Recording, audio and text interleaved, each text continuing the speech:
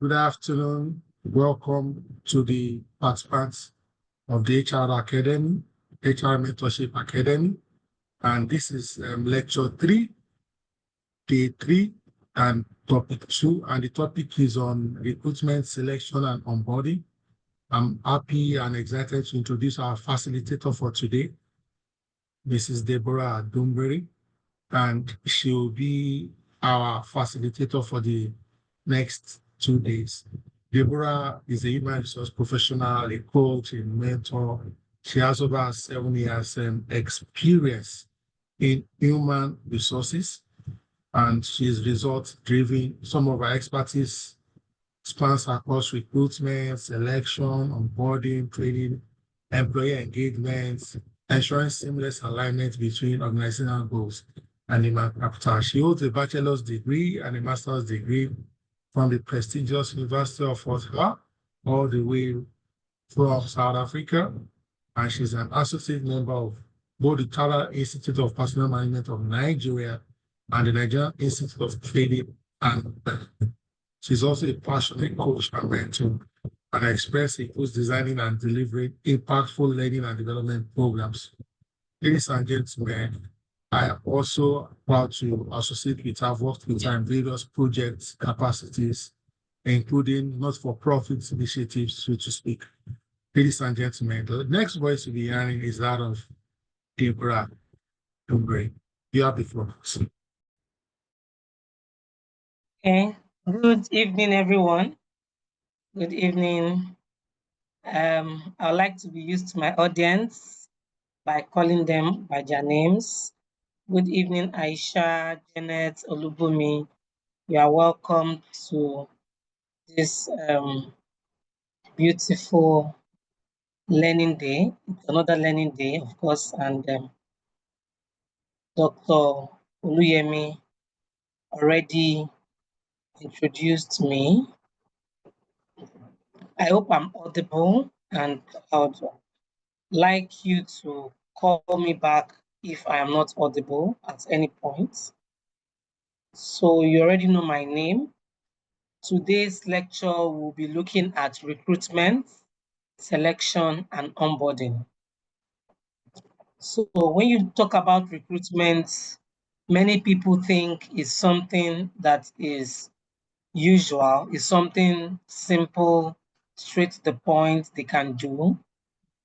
But I would let you know today that there's more to it when we talk about recruitment. It's not just you get candidates, that means I've recruited, that is not all about it. So there's more to recruitment, selection, and onboarding. Along the line, if you have questions, in fact, you would have questions.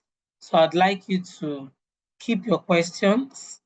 At the end, we'll be reviewing those questions together. And at the end, we'll also have, I have questions for you. We have some multiple choice questions. We have some case study to review together. We have, in fact, we have assignments that you would have to take home and all that. Okay. So I've been introduced already, so I'll not go back to that. The learning objective of this particular course, number one, we'll be looking at recruitment process and its significance. Number two, we'll be looking at exploring the steps in the selection process, and then we'll learn effective onboarding strategies to ensure employee success.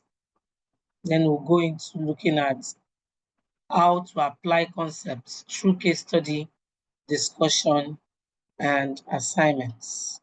So these are more are what we'll be looking at, or the objective of our learning today.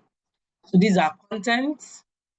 So we'll be going through all this in this study.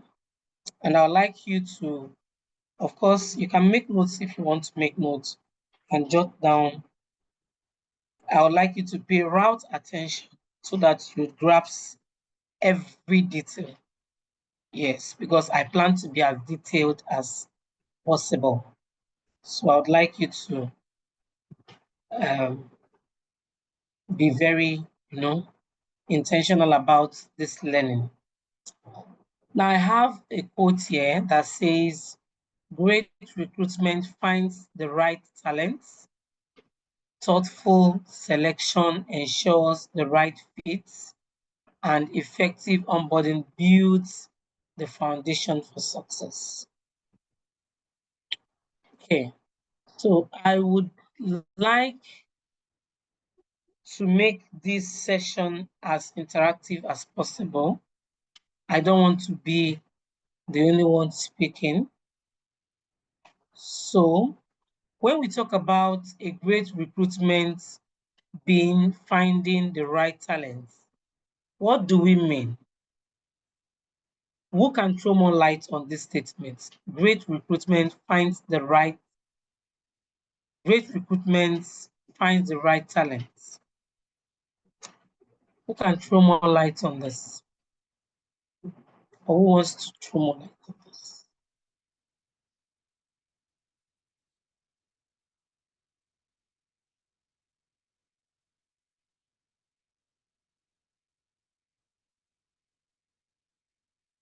Are we still on call? Of course, I have a small class, so I can easily call names.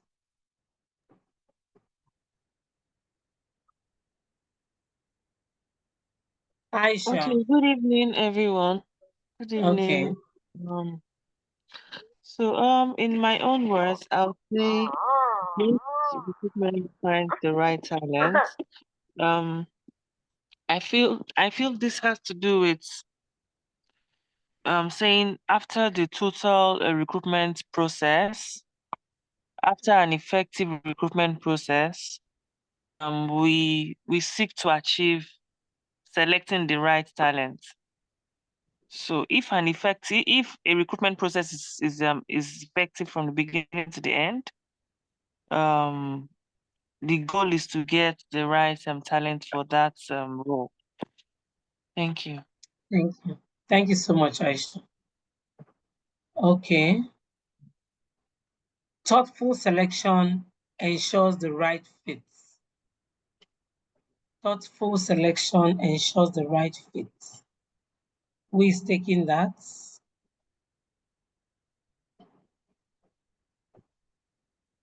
Who is taking that part?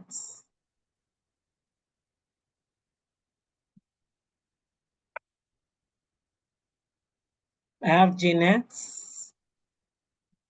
I have Olubumi. Olubumi, you are muted. You want to speak? Good You are evening, muted. Ma. Good Yes, good evening. evening. Yes. From Yes. what I understand on thoughtful selection ensures the right fit, it means that it's better you take your time in recruiting the best talent than doing it hastily and not getting the right fit for the job. Mm, mm, nice. Yes. And the last one says, effective onboarding builds the foundation for success. Janet. Oh, sorry, Juliet. Good evening, ma'am. Good evening, everyone. Good evening. So, what I understand by effective onboarding builds the foundation for success. It means at the point of orientation and integrating the new hires into the system, at that point, what the value proposition you give to them, that's what we learned from our last class. We'll give them the insight on, are we coming here to waste our time, or we are coming to an organization that value an employee and is willing to give in their best to ensure the organizational goals is achieved. Thank you. Well done. Thank you so much. One thing is, you cannot say that you have a great recruitment without finding the right talent. So that's one thing you should know. You cannot say that you have a great recruitment, or this recruitment process was great, without finding the right talents, right? So like Olubumi mentioned that it's better to take your time on selection so that you can get the right fit.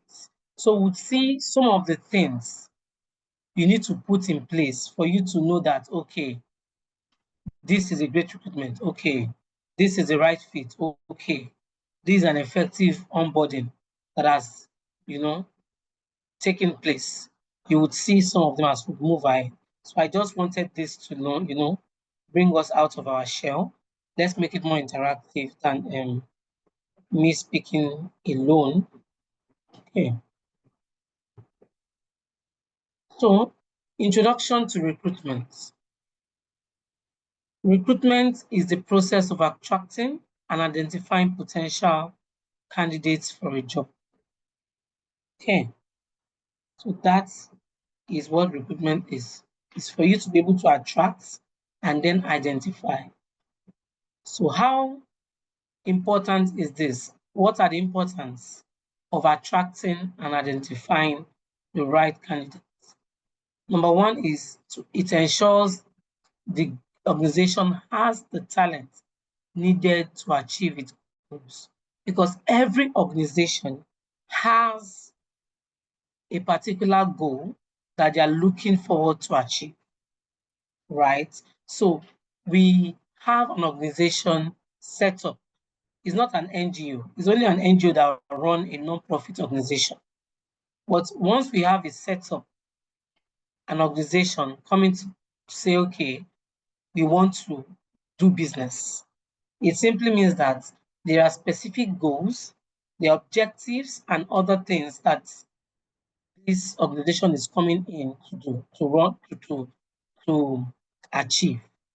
So that is why we say number one importance of this recruitment or this attracting and identifying is that it ensures organizations have the right talent that they need, have enough talent that they need to achieve their goals.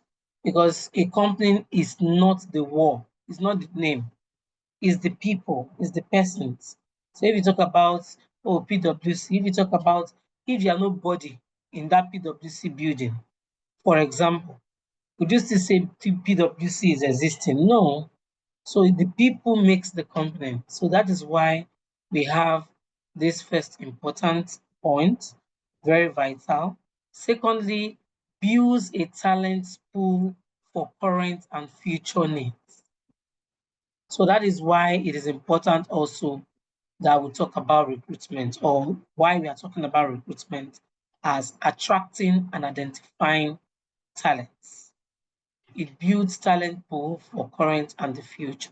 So when you run recruitment, many a times you are not running recruitment because you need to recruit at that point. I do that a lot. So many a times I just want to have a pool of talents in my database. So in doing that, how do I do that? I do that by running recruitment. Say, okay, let me make recruitment. Let me recruit. Sometimes I go as far as interviewing, running test assessments and everything, so that I have a good fit. I have good fit, good hands, good talent on my database. So immediately I'm just seeing attrition. People go, people come. Japa is here to stay. Do you get? So I just move that talent from my database to fill, easy and straight to the point. So it is not only when you need talent to join your business like ASA, is when you need to recruit, right? So you can recruit just to have this pool of talent for future needs. Okay. Types of recruitment. So here I've mentioned two major types of recruitment, which I would explain further. The first one here is internal recruitment. And when we talk about internal recruitment, I'm talking about moving someone internally, recruiting someone internally to a particular open vacant position. So let me give you an example. For example, the HR department, somebody left the HR department, right? Maybe an HR assistant or an HR officer, left the HR department. So I want to recruit internally. I want to have an internal person in that role.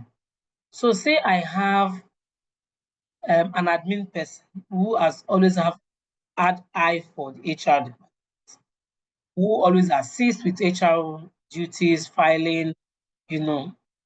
So I can recruit that person to that role of an HR officer. Or say there's an HR officer, or say someone who is reporting to me, right, at my current work, I resign and that person is to be recruited to my role. So that's internal recruitment. So for example, again, some companies have LSPs. By LSPs, I mean labor service providers. Labor service providers are staffs that are managed by a third party, right? So we don't manage the staffs. Many companies have those category of staffs. So if I have a role which is a full-time, not from the consultant or the labor service providers, and I'm picking those labor service provider guys, picking them and moving them to that role is also an internal recruitment, because these labor service providers, FTEs, I'm sorry, the part-time guys, they also are staff, but they are not fully staffed. They don't have annual leave. They don't have other things that we benefit. Our leave allowance, they don't have. We don't use the same HMO. You know, we pay their own company to pay them. So in essence, we can also use them to fill in positions and call it an internal recruitment. I hope that is clear. For external recruitment, of course, as the name as it implies, external. So this is where recruitment is being done externally. So somebody resigns, you are now looking for someone outside to fill that position in the organization. Okay. So that is that. In case you have questions, don't hesitate. So when we Sorry, talk ma'am. about recruitment, Question. okay, all right, go ahead. For internal recruitment, in a situation whereby you have an employee of the organization referring someone else that is not in the organization, is he also internal or external? No, so it's external. So there's someone inside the organization referring someone outside, right? Yes. Yes, external. So that person is not, the person inside is not going to fill that role. He's only referring somebody outside the organization. So it's external recruitment, it's not internal. Okay. So we are Thanks, talking ma'am. about someone outside filling the position. So it's external, because again, even if you have referrals, so we will not make that mistake. So even if you say somebody in the organization is referring somebody outside for that role, it doesn't mean you just plug and play. You will not plug and play. You would allow time for assessments.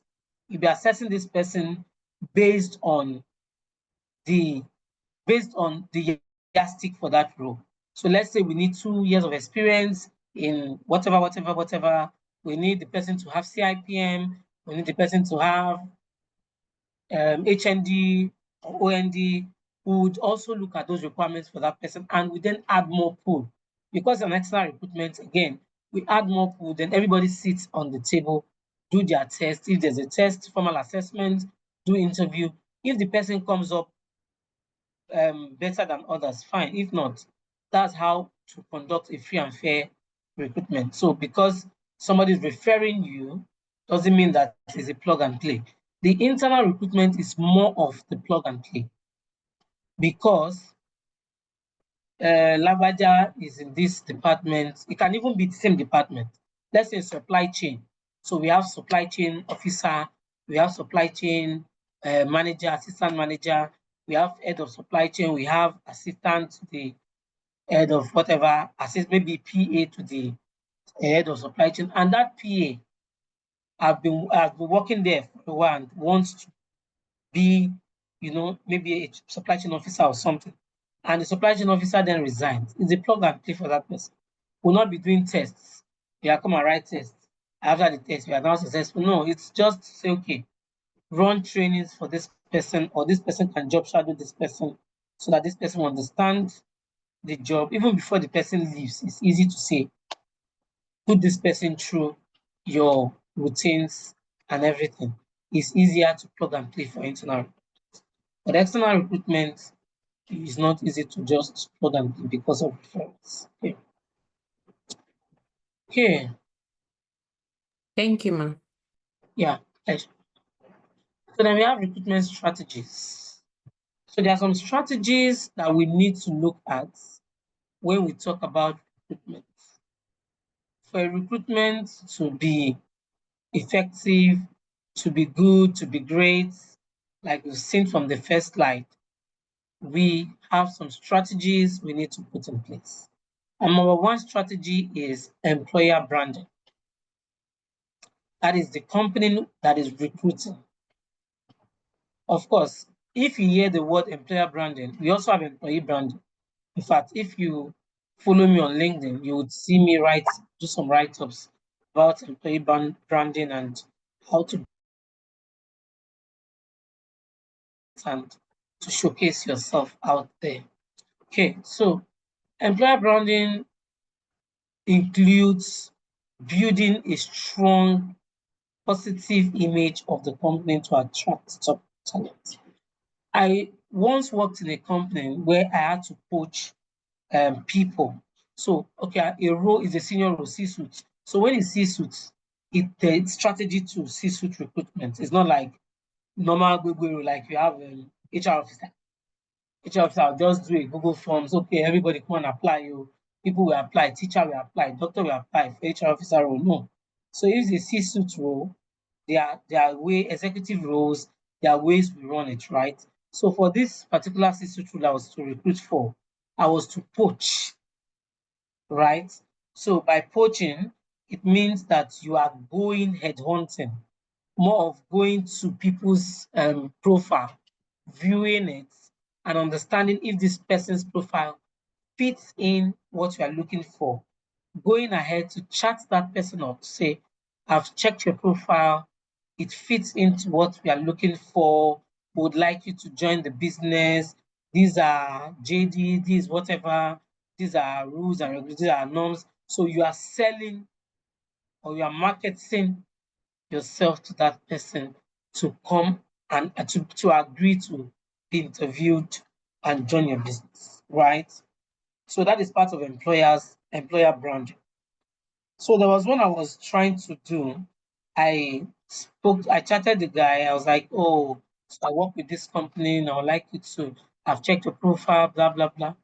The guy then responded to say, I'm not interested. I was like, I would like to know because one of the things I do well is to do well to have data. So I cannot just go back to my boss and say, okay, I spoke to A, B, C, D, and they are not interested.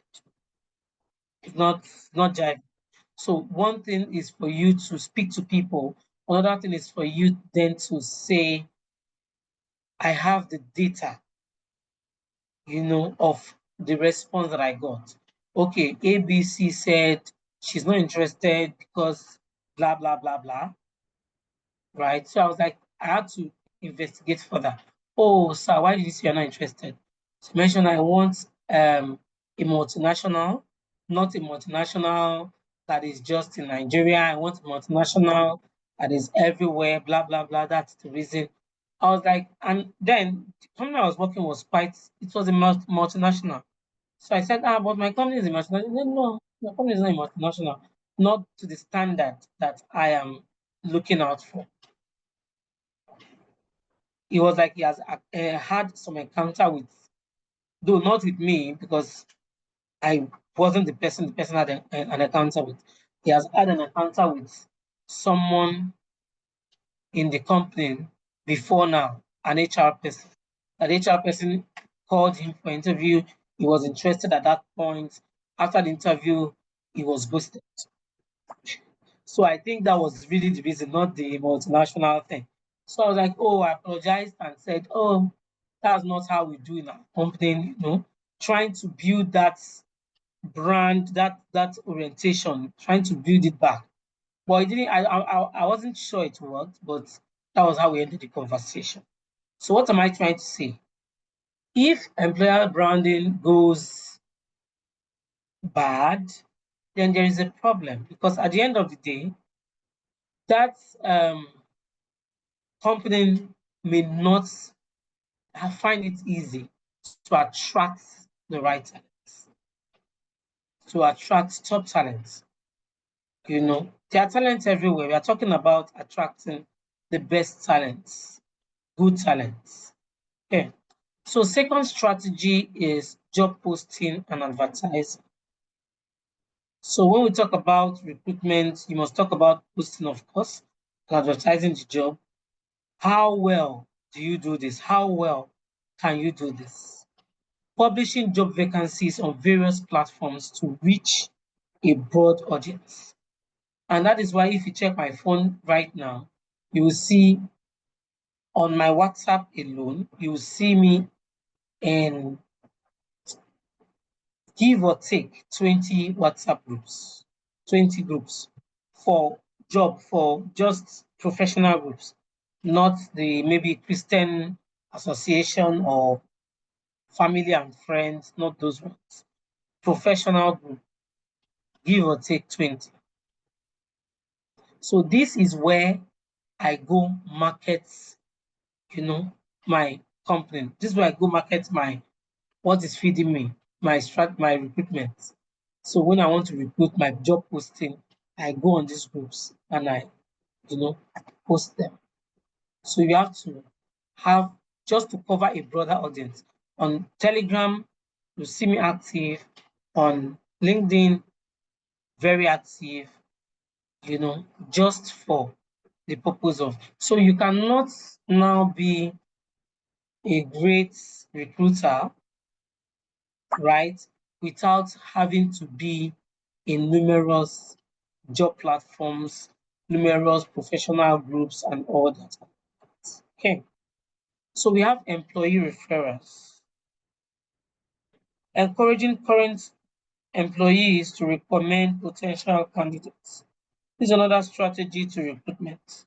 So if you do not want to post your job on job sites, Jobberman, and LinkedIn, WhatsApp, um, Telegram groups, and all that, you can also do employee referrals. Okay, so like you said before, one of us have mentioned referrals, right? So encouraging our current employees to then refer potential sound candidates. Another strategy is recruitment agencies. These ones are consultants. Now, many a times we misunderstand the difference between recruitment agencies, which are consulting firms, and outsourcing firms. Do we know the difference? Do you know the difference between consulting firms and outsourcing firms?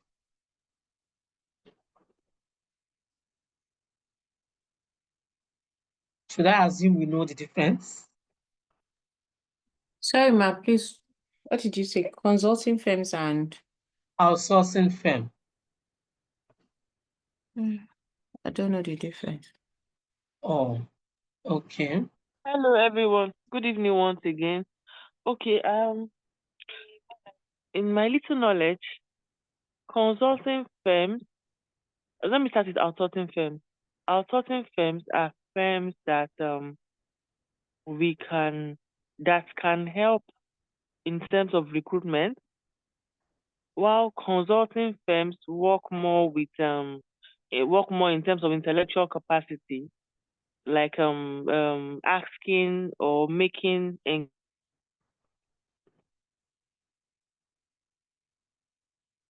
Oh, we lost you, Aisha.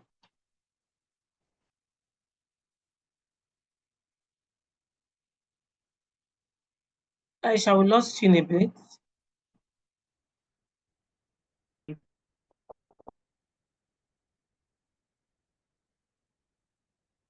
We can't hear you again. Okay. Maybe Aisha's network is bad. So let me quickly say the difference. So, like she was saying, so outsourcing firms are firms that can help recruits, right? And then manage your staff. So they recruit staffs for you and then manage those staff for you. By management, I mean they're in charge of their HMO, they decide about the HMO, they're in charge of their pension, they're in charge of their NHF deductions, tax, they're in charge of their salaries, they pay their salaries. So companies that they work for pay them to pay the people. So the companies, the salary will not come directly from the company, but from the outsourcing company firm. So while consulting firms are more of companies that do recruitment alone. So they recruit for you, they tell you once you agree, okay, they send you candidates for recruitment, maybe tell them you need candidates, they send you candidates for testing and the hands off. So once you are done testing, you pick any of their candidates. That candidate that you've picked, you would pay the consulting firm 7% or 8% or 10% or 15% or the agreed percentage. And that's one of the gross of that person. So the total emolument of that person, you would pay the percentage you have agreed to the consulting firm, and then you answer off, and that's all. So that's the consulting firms, what they do. So I hope it's clear. But if it's not clear, you can still, ask your questions. Clear it. Okay. So that's the. Okay. Oh, continue. Yes, I wanted to say I didn't really understand the outsourcing firms very well. Okay. Okay. So the outsourcing firms are firms that are established to. Okay, let me give you an example of one. Okay. Have you heard of Workman and Talents? No. Recall? No. Have you heard of Recall? Have you heard of No. UConnect? Yes, yes. So UConnect is an outsourcing firm. Okay, So ma. what they do, yes, what they do is they recruit people. Like, for example, I need salespeople. I need 10 salespeople, or I need 1 or 2 salespeople. So they come to my company, we agree on the terms and condition. We'll be paying people this, we'll be paying those people so, but we don't want to manage this set of staff. All our sales staff, we don't want to manage. They are not full-time staff, they will be your staff. So UConnect will say, we will tell UConnect, they are your staff, but they'll be working for us. So you post into our company, they'll be working for us as salesmen, right? So when month end, the 10 staff that are from UConnect will pay their salary, their total salary, emolument, everything that was agreed to UConnect account. UConnect will now pay them, will now pay those guys by themselves. You get it now? Yes, yes. So all the yes. management is on UConnect. In terms of HMO, it's not a problem. UConnect would give them HMO. In terms of NHF or pension deductions or payment of pension or whatever, it's not our problem. UConnect would pay and remit all those governmental whatever. Do you get it now? So, Yes. and then we pay UConnect for their services, service charge, for helping us to manage those staff. So at the end of the day, we might tell UConnect, UConnect, we are done with this staff, don't want again. UConnect will now take those staff and then start looking for other companies that are looking for staff, that are looking for people for them to manage. We'll not pack them, okay, you go here, you go there, you go to that company, C, D, E, because this company don't want you people again. Do you understand? So that's on that ground of outsourcing.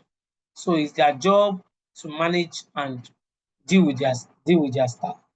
So while consulting is the other way, we pay once off, and the person is our full-time staff.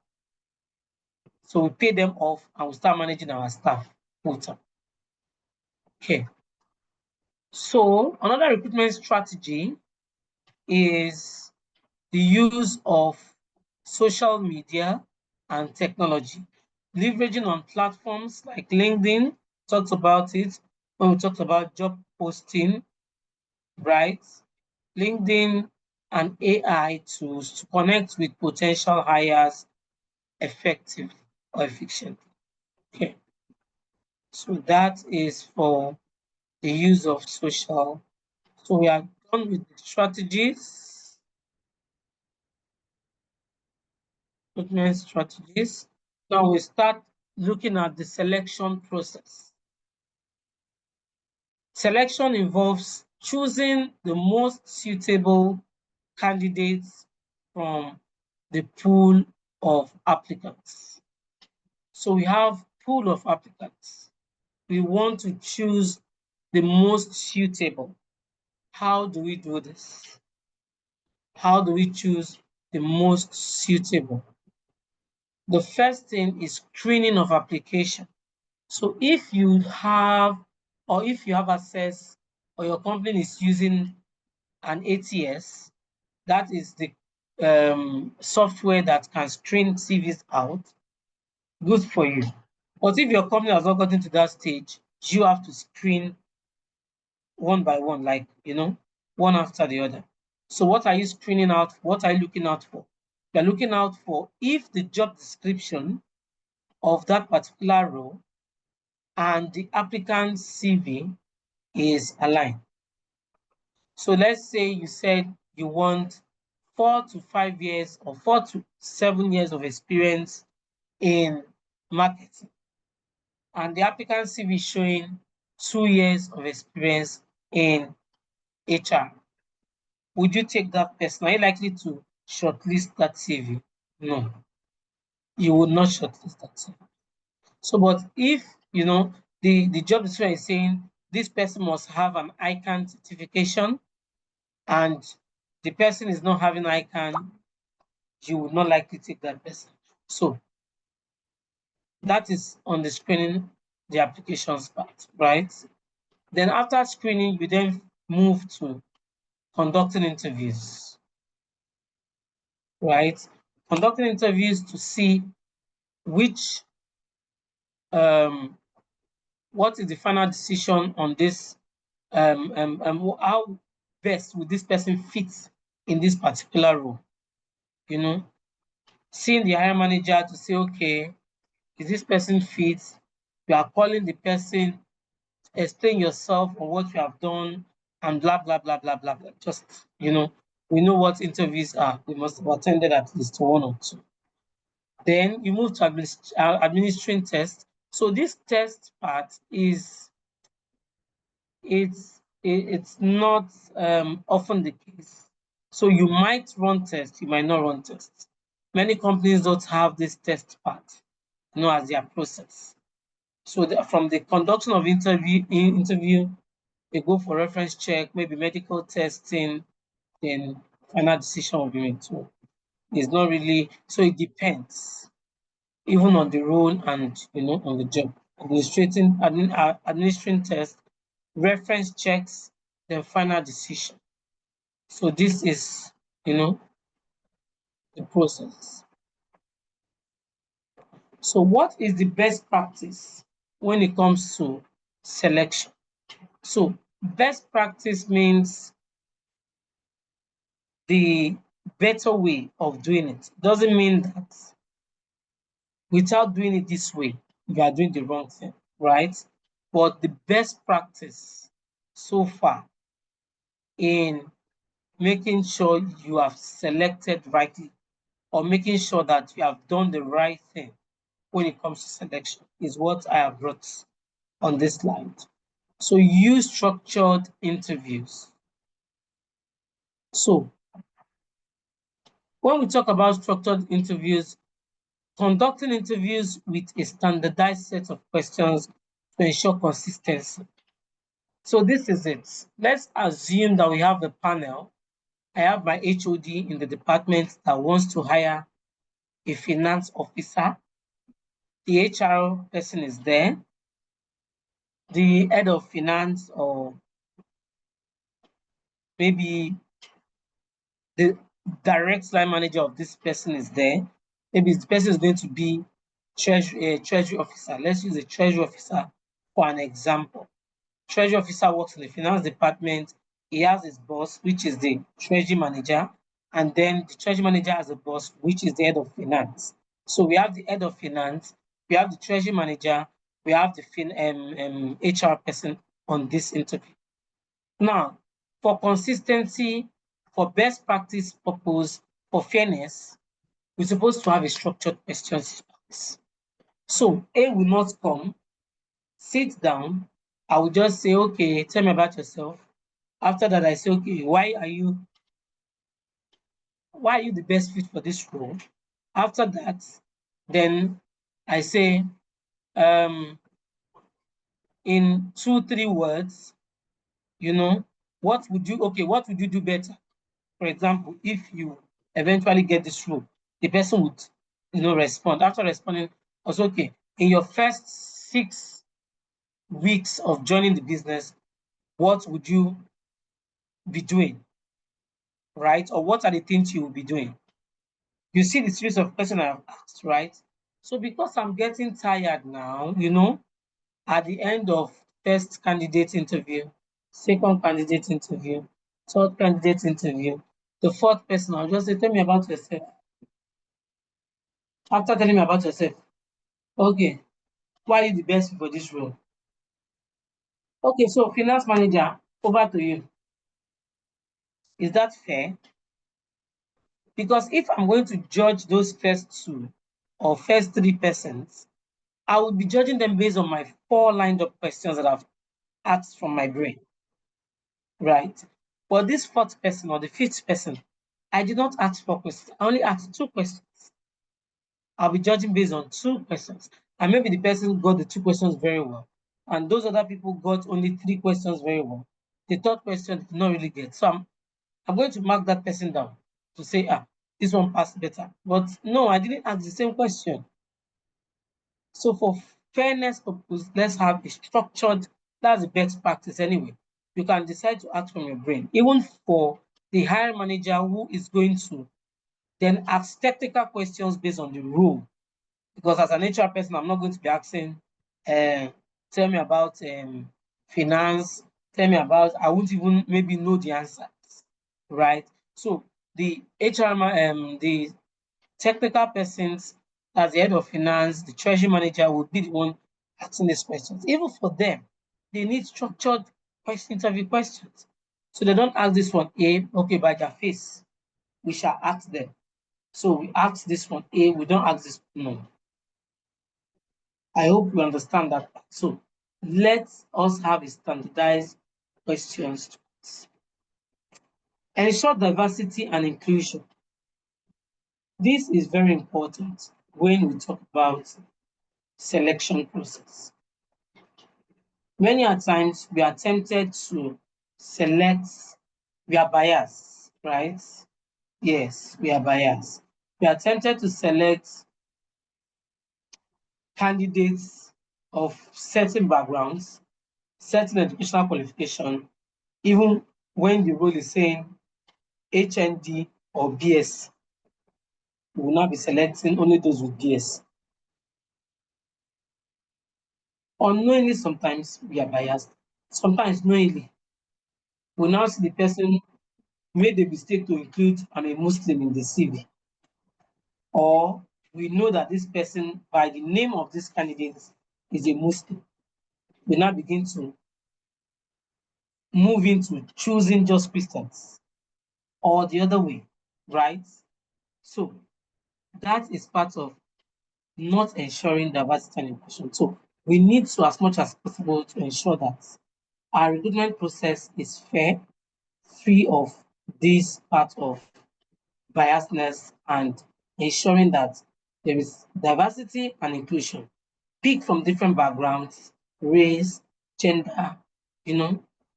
Don't say, no, female, we don't want female. Don't say, male, no, we don't want male. That is being biased, right? So the third best practice that I have here is to avoid, I already said it. I already said it. Unconscious bias.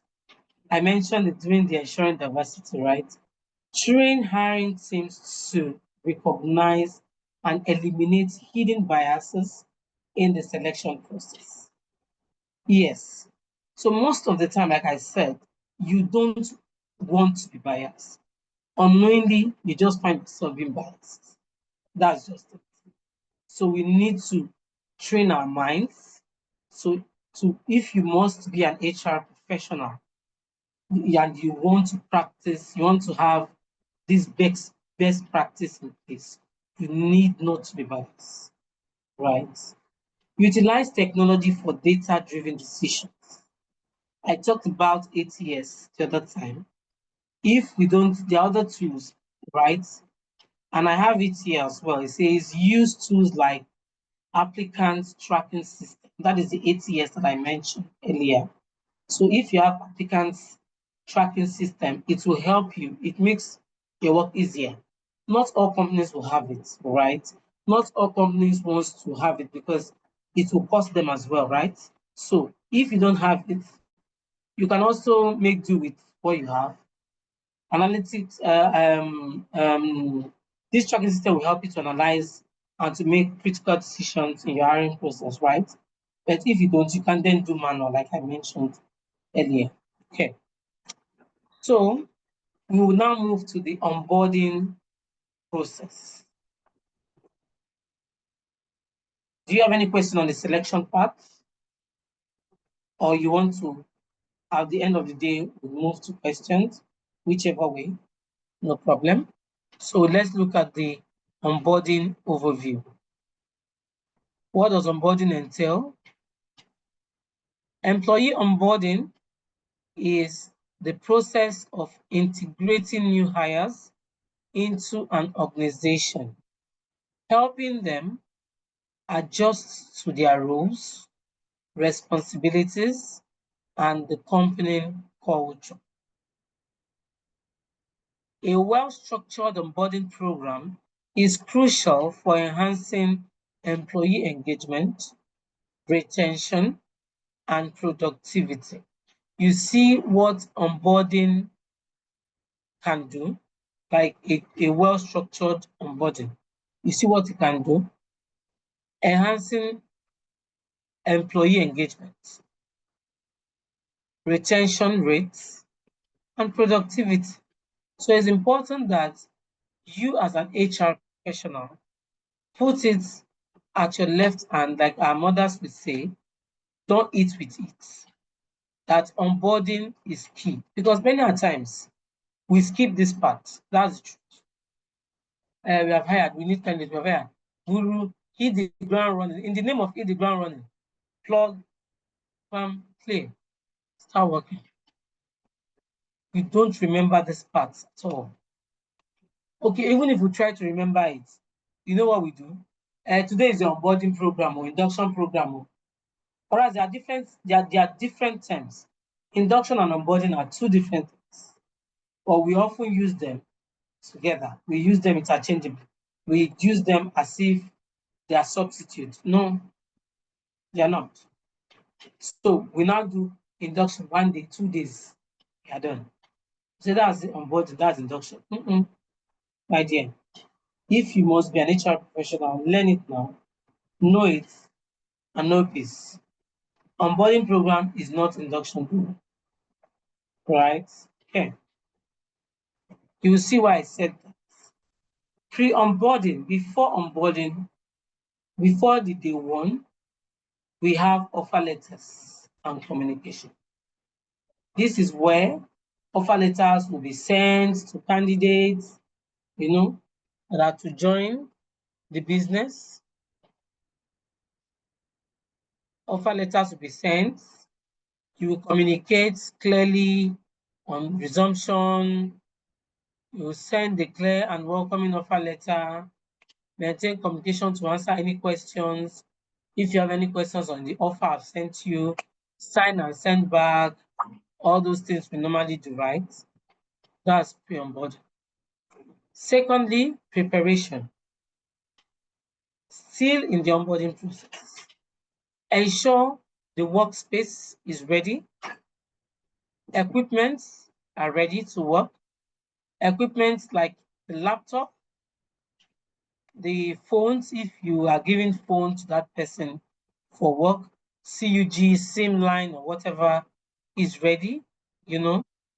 The laptop bag is on ground, is not on that day, right? The email of that person is, being worked on. The software the person would need, of course. Some companies, they need Navation, they use Navation, they use some companies uses seamless HR, some companies, so you need to have that, readily available before the person resumes, right? Welcome packets. Maybe they are jotters, they are writing materials, pen, crayon, or whatever you depending on the role, right? Or the job of that person. You need to have all these things, including the policies, of course. You don't want to have a staff that would resume and then say, I didn't know I'm not supposed to sleep in the office. I didn't know I'm supposed to dress on jean on Friday, or I'm not supposed to join on jean on Monday morning, right? I'm not supposed to wear sneakers to work. I didn't know. You don't want to have such employee, so you want to have the policies on ground. You want to have the employee handbook given to the person and all that. This is pre-onboarding, right? Orientation. Number 2, orientation. Introduction to the company. Share the company's mission, vision, value, and culture. The person should understand what is the mission, what is the vision, what is the company value, what is the culture. These are the things that we overlook because we think as time goes on, the person will understand all these things. No, let's not leave those things to chances. Let's not leave those vital information. They are key to chances, right? Let's just make sure the real thing is done as a professional that we are. Okay. Overview of policies, explain organizational policies, benefits, and compliance procedures to that person, right? Depending especially for maybe HR personnel, finance, people dealing with, confidential matters or documentations that are confidential, right? Explain what the company says about such compliance policies and all that. Meet and greet. During the orientation, you have meet and greet, facilitate introduction to the team members and key stakeholders. This year, you take the person to each maybe office to, do the nice things, say, good morning, everyone, like this new person, the name is blah, blah, blah, blah. They're working in this department, is here to join us. So if, for example, your company is that which is maybe in Enugu and you are in Lagos, maybe you work from home, you can do a mail to do this particular meet and greet. So a mail can also surface here, where you would introduce this person, the name is this, working with this team in case you need help, that's part of the orientation. You see, we are still in the onboarding process, don't forget. So when I say onboarding is not induction, it is not induction, right? So role-specific training is also part of the onboarding process. Job responsibilities. Clarify the expectation, goals, and objective for the role. This year is what many companies do once in a year. So it is at the end of the year, or at the end of 1 year, 1 full year, that I've joined the company that you'll be telling me, or my line manager will be telling me that, oh no, but this is not what you're supposed to be doing. So I've been wasting my time all these years. When it's time to appraise me, you'll be telling me that, oh no, but your KPI, oh no, but it wasn't clarified. Your expectations were not mentioned. You didn't tell me that I needed to do. So here you need to be clear. Give this person their JDs. Some people work in organizations where there are no JDs. They are just working in jail, you know. That is not what we want to do. Get a proper JD. Go to your stakeholders, your key stakeholders, or the HODs, of course, that have hired this person. Can I have the JD? Check it out and share with this person. Skill development. Offer training sessions, tutorials, or shadowing opportunities to help the new hire understand their tasks. So, if this person, we already know, or we don't even know that this person is lagging in some areas in terms of skills that he needs or she needs to work on this particular role, then it is our duty or responsibility to then do what? To put this person through. I mentioned earlier on that if it's an internal recruitment, it's easy to do plug and play, to just say, okay, you that you are leaving, train this person on your tasks. So the same thing can be applicable if this old hire, this new hire will be meeting the person resigning, or if it's a job, if it's an expansion role where the role does not exist before now, and we are expanding the business as a result, the role emerged, then we can then look for how to assist this person to then understand his job and the skill needed and everything. Tools and technology. Provide hands-on training on tools or system they would use. So let's say you are recruiting or you have recruited factory people. Don't forget that machines differ from one to the other, right? So you can't say that, okay, because we have 2 years experience already or 3 years experience using this machine, we don't need to understand this our own machine, right? So that machine might be another make, another mode, and all that. And this machine, so you need to still, hands-on training for this person to say, this is how we use our own machine. This is how we do our own thing. So it's important. Role specific. That's why you see role specific. So depending on the role of that person. Social integration. On the social integration, you also need to apply or you need to attach this person to a mentor or a buddy. What does this mean? So you create a buddy system where you pair a new employee with mentors or buddies to provide guidance and support. Who are these mentors and buddies? There could be people in the same department of that new or outside the department of that person. So you create that buddy. So I can say someone in supply chain will be a buddy to someone in finance. So it's not necessarily, or it doesn't necessarily mean that the person must be in the same unit. No. So this person is providing guidance and support, what to do and what not to do. Oh, I feel like I'm confused about who this person is, like in the organization. I'm to write to this person. I don't understand. This person is there to assist for a period of time. Of course, not forever, right? Team integration. Organize team lunches, coffee chats, or other informal activities to build relationships. So team integration. So that this person is used to the environment, is feeling welcome, is feeling among. So you can organize, things like that. Coffee chats, informal activities, just so that there is this bonding, within the team with this new hire. Performance and feedback. Performance and feedback. Sorry.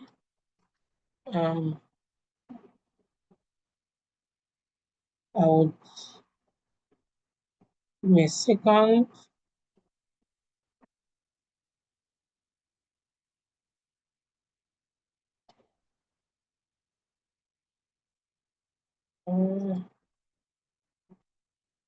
Okay, give me a second, please. I want to take some water.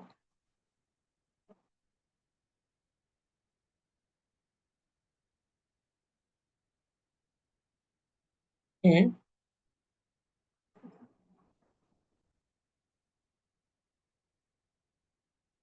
All right. Okay. So talking about performance and feedback, regular check-ins.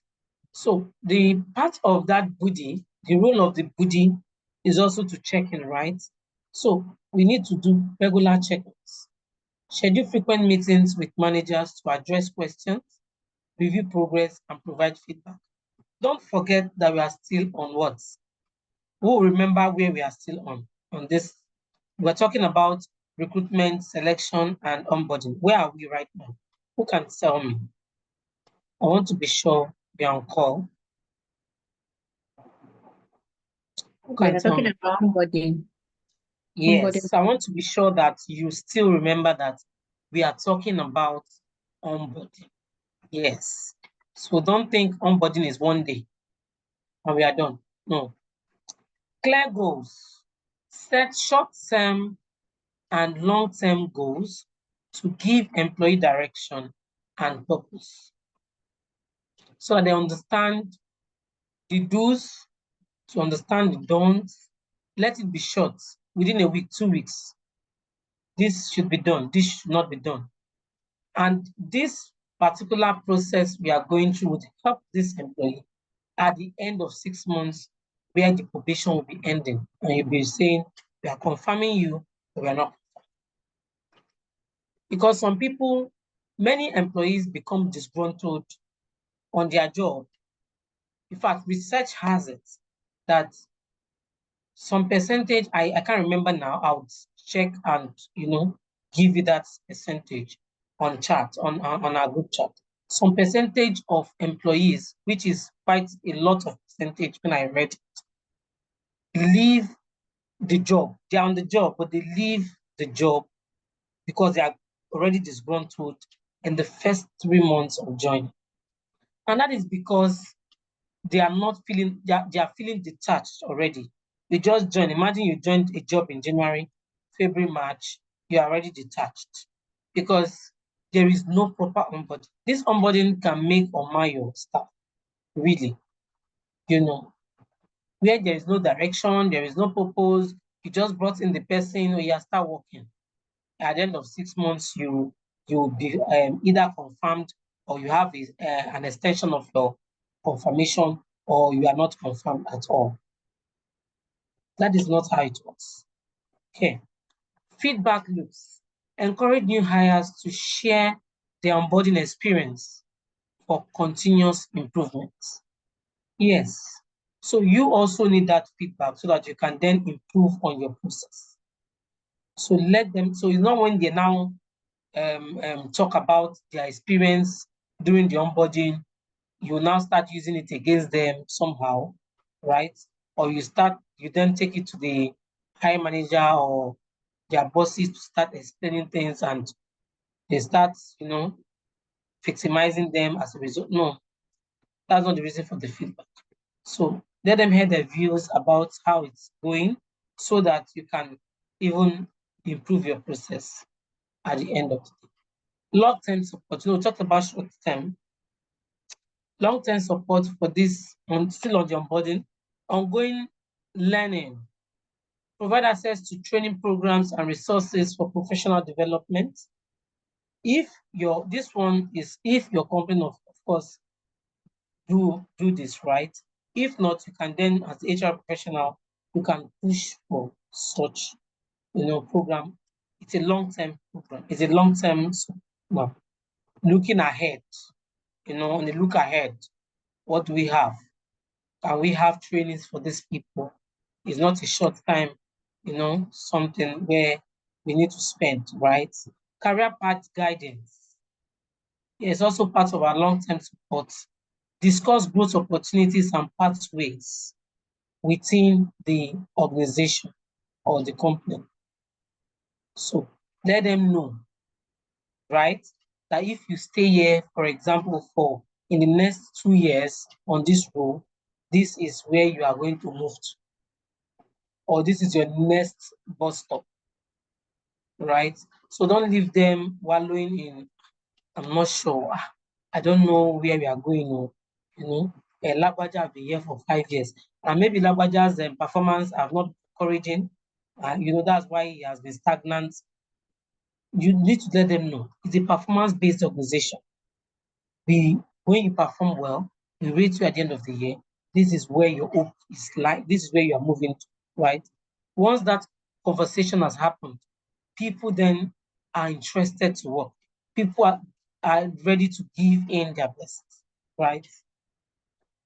Cultural immersion. This one is important because if the person doesn't understand the culture or is not aligning with the culture, the person can also detach easily. That staff or the employee can detach easily from, you know, the organization. Reinforce company values through engagement initiatives. So he or she can see that, oh, this is how the company relates when it comes to this. These are the company relates when it comes to this. This is what to do. This is what to do, what not to do. Oh, they don't like us to wear red. They like us to wear yellow. Oh, okay. So you don't have to speak in this manner. Oh, okay. So the person start getting, or that staff start getting used to it through your engagement initiatives, right? So do we have any question so far on the onboarding before I move to the case study? The case study will be an interactive session. Everybody will take part. In fact, we cannot unmute at that point. So let me take your questions first, if there are any.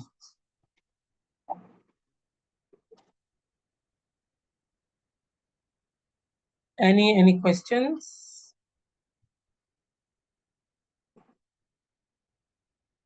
Okay. I take that for no questions.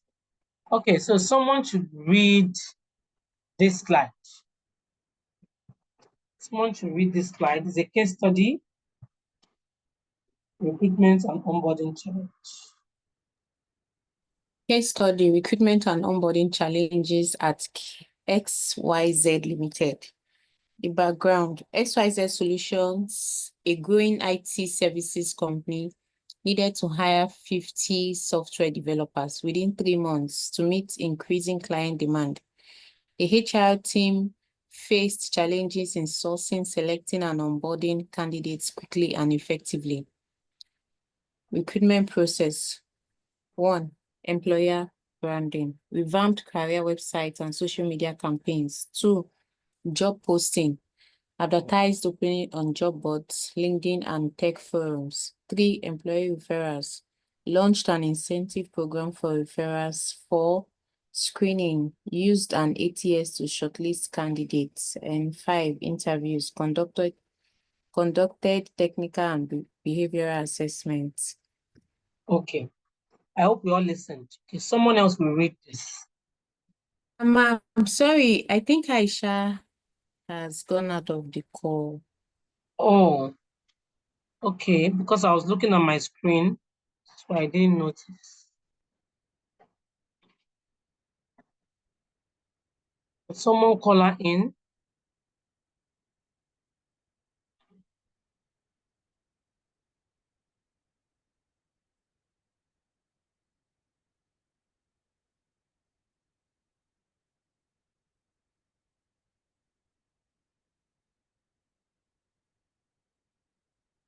Let me try. Maybe a network.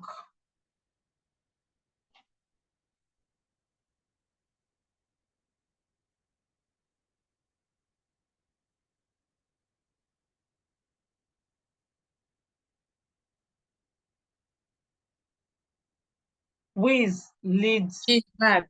She's back. Okay, is she the one? Now, the name now. Are you? My network Is Aisha? is- Is Aisha the reality? Yes, I'm here. I just renamed my device. Sorry, my network. Okay. All right. Okay, so we're looking at the case study. Did you listen? Did you hear when Juliet was reading the first case study points?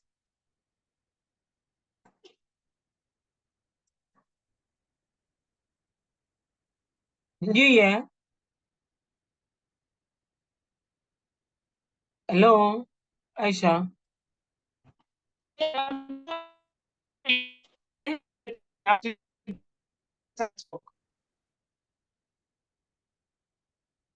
I can't hear you.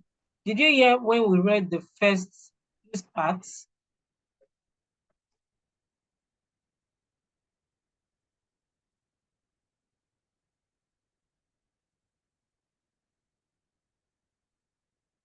Can't hear you still. I'm so sorry. My network is fluctuating, so I've been trying to get a better location. Oh, Sorry about that. no problem. Did you? But were you on call when we read this case study part? This part. No, I wasn't on call. My network, let me say, they blocked Oh, me out. okay. Okay. So Juliet, I please. didn't get that. I Okay, didn't get Juliet, please read this case study again, please. This part. I should leave out the recruitment process, right? Thank you. Thank you. Yes. Okay. Read from the beginning. Okay, ma'am. The case study, recruitment and onboarding challenges at XYZ Limited. The background. XYZ Solutions, a growing IT services company, needed to hire 50 software developers within 3 months to meet increasing client demand. The HR team faced challenges in sourcing, selecting, and onboarding candidates quickly and effectively. Recruitment process, employer branding. 1, revamped career, website, and social media campaigns. 2, job posting, advertised openings on job boards, LinkedIn, and tech forums. 3, employee referrals, launched an incentive program for referrals. 4, screening, used an ATS to shortlist candidates. 5, interviews, conducted technical and behavioral assessments. Okay. Somebody else should read this. The next, just put this in mind. Don't forget what they did. Onboarding process. Somebody else should read this part.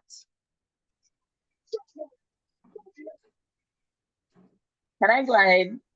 Yes, Okay. please. Okay. Onboarding process. Number 1, the pre-onboarding. Send welcome emails and prepare workstations. Number 2, orientation. Conduct a 2-day program on company culture and policies. Number 3, training. Offer a 2-week program on tools and methodologies with mentors assigned for support. Then the challenges. Number 1, high application volume. The second one is skills gap among candidates, and the third is onboarding delays due to technical setup issues. Okay. Outcome. Somebody else should read the outcomes at the end. Okay, so let me take that part. Outcomes. 45 developers hired within the timeline. 85% onboarding satisfaction rate. 20% increase in first quarter employee productivity. Nice. Having all this in mind, the question then says, what strategies, it means that there are more than one, did XYZ solution use to attract candidates? If you want me to go back to the first slide where we started with the case study slide, I can. How did the company ensure consistency in selection? What steps were included in the onboarding process? What challenges did the HR team face? What were the key outcomes? How could XYZ solution further improve? So first, what strategies did XYZ solution use to attract candidates? We talked about this, right? Okay, so it's time for us to speak.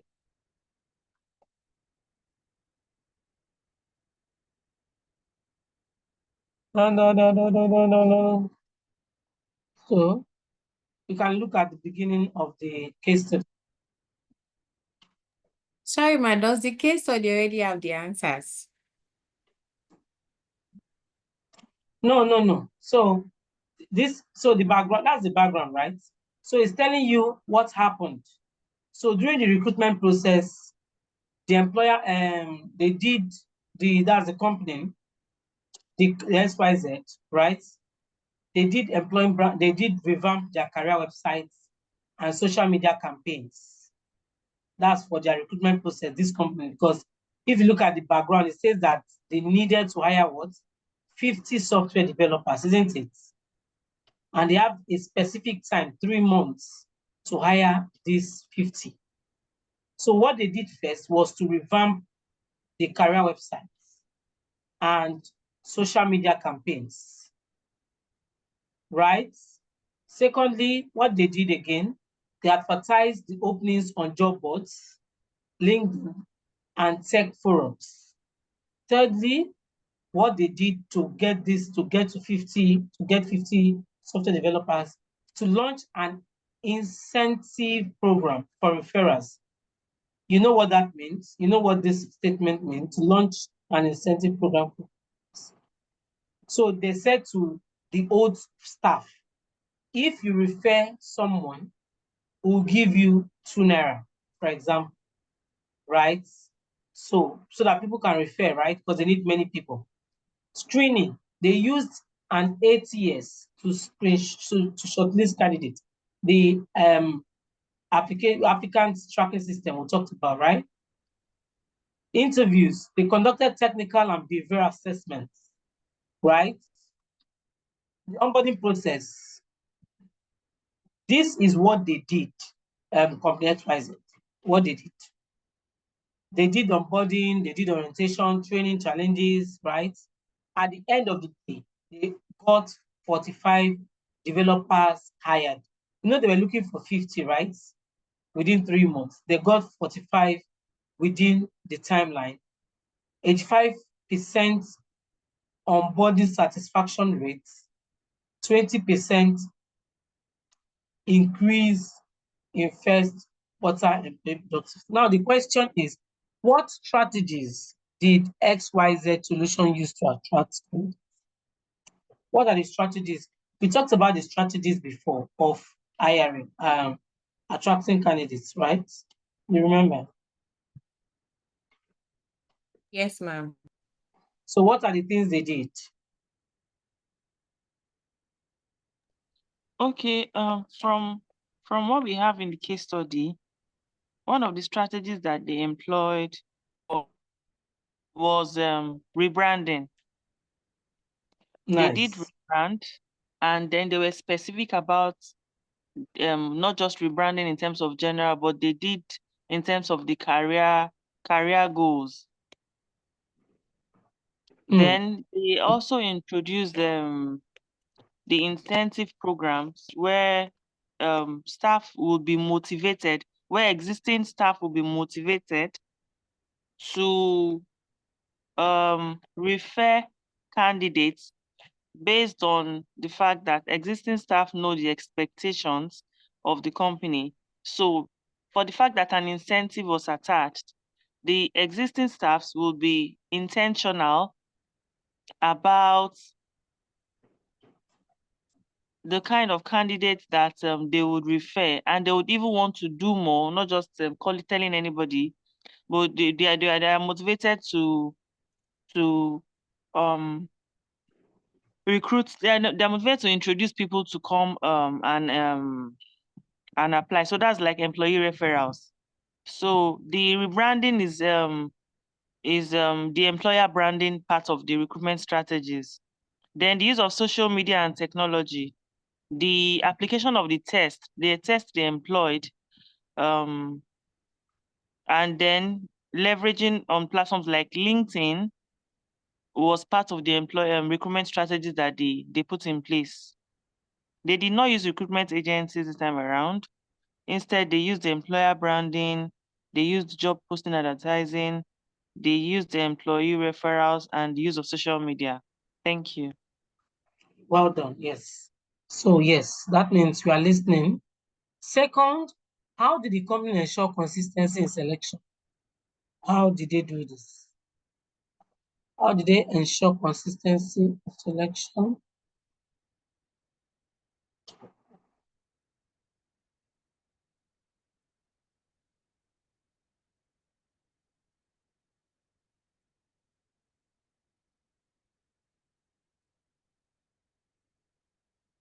How?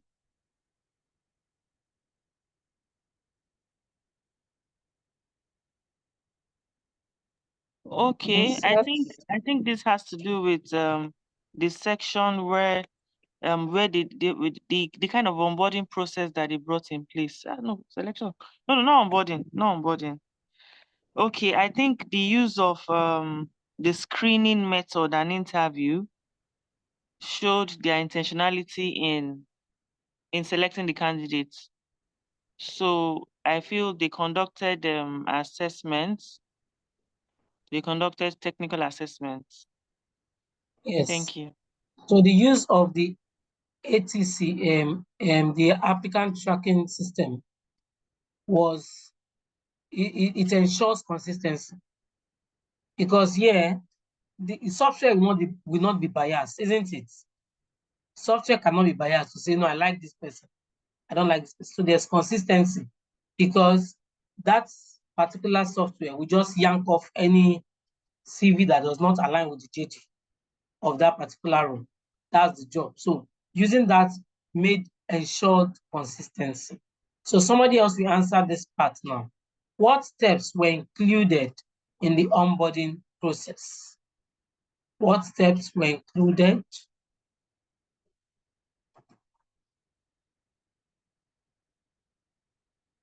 So we mentioned steps to onboarding. We talked about the onboarding process before now. Immediately started this case study.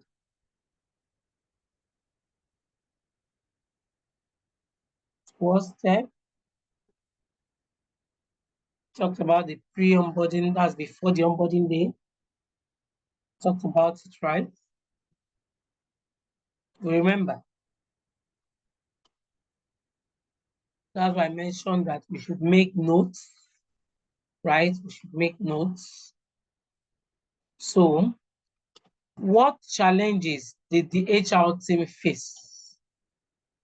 What challenges?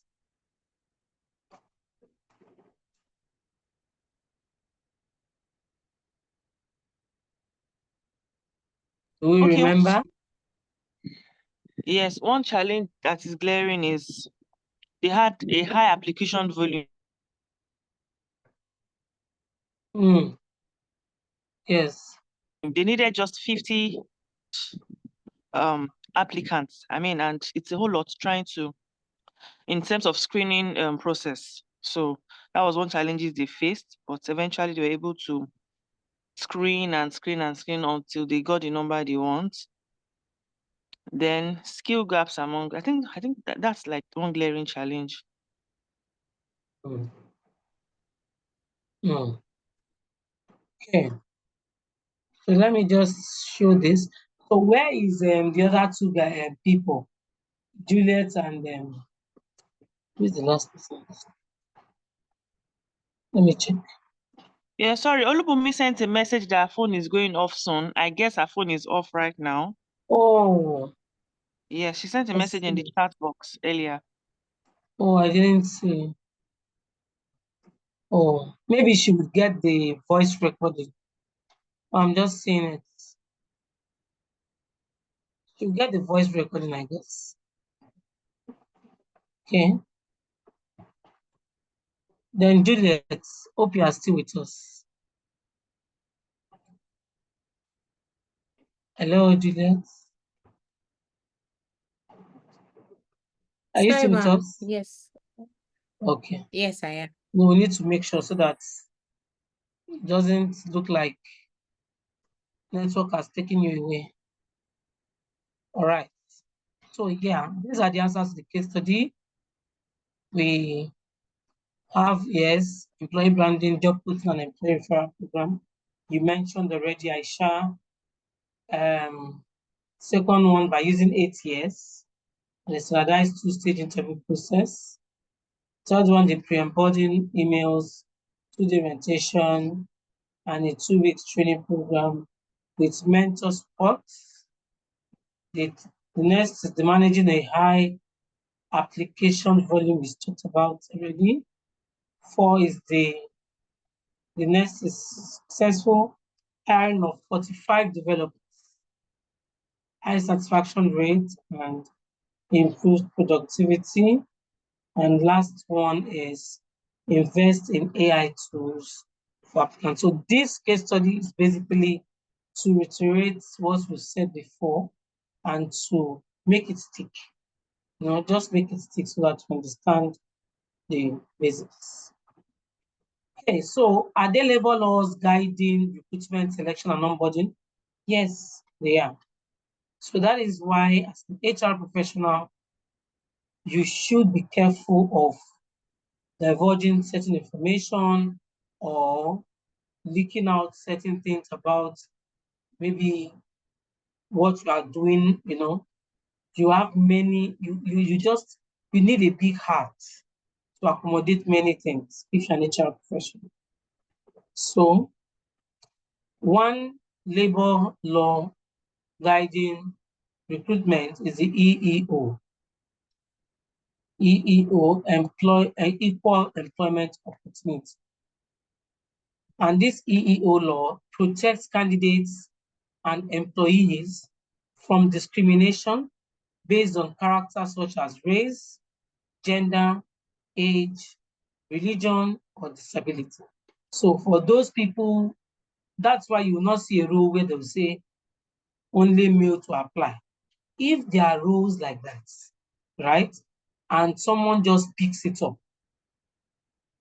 to this body or pick them up based on this particular law, there will be a problem. So it is better for you as an HR professional to be silent about, even if let's assume you want a gender, maybe a female for that role or a male for that role. There's nothing wrong just throwing the advert without mention, right? Even for roles you see minimum of 27 years old is not allowed, right? Is not.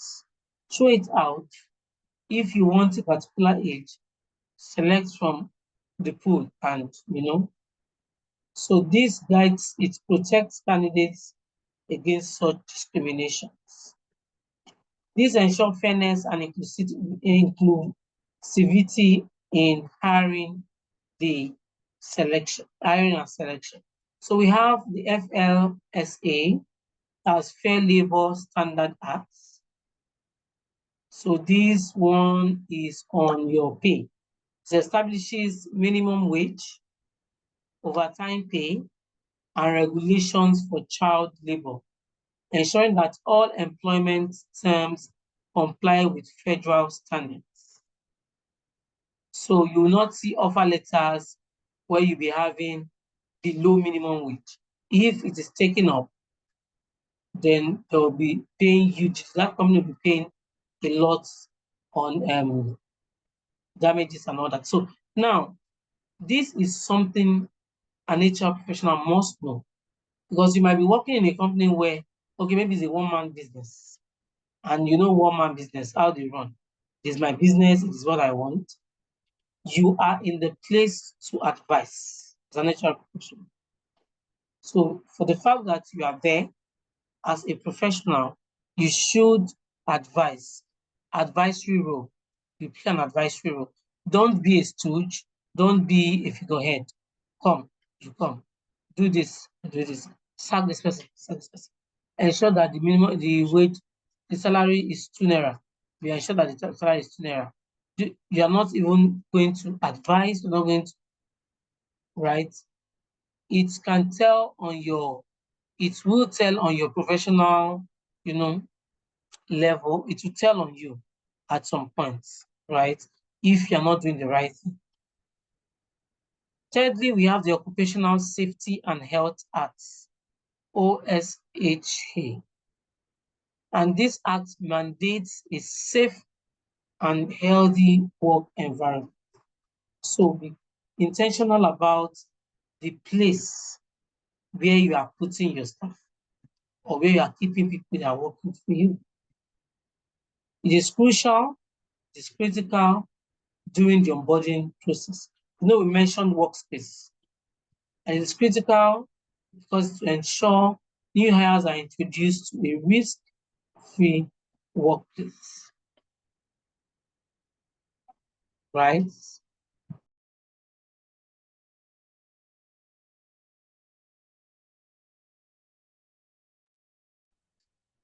Okay, so